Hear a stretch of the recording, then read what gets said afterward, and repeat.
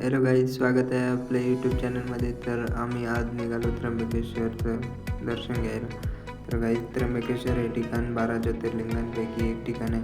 तर गाईज, इथं भरपूर प्रमाणात लोक लांबून लांबून दर्शन घेण्यासाठी येत असतात. तर आम्ही आज अचानक प्लॅन केला आणि रविवार असल्यामुळे आम्ही त्र्यंबकेश्वरला निघालो. आणि अशा प्रकारे दुपारी 1:30-2 वाजता आम्ही उन्हात निघालो. आणि मग काय बघतो तर लई उन्हाचे चटके बसत होते.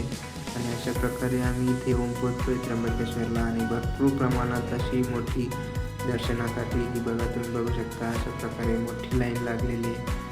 तर आम्ही लाईन बघून चक्क झालो. आणि माऊ पण म्हणे काही दर्शन घ्यायचं नाही म्हणे.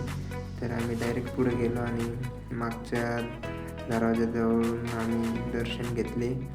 मस्तपैकी फोटो वगैरे काढून घेतले आणि मग तिथून निघालो. पुढे भरपूर गर्दी असल्यामुळे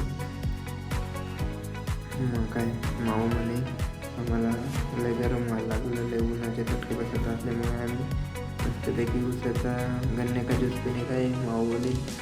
मग काय उसाचा रस वगैरे घेतला आणि मग गेलो महादेवाच्या मंदिरात. मग तिथं मस्तपैकी माऊने दर्शन वगैरे घेतलं.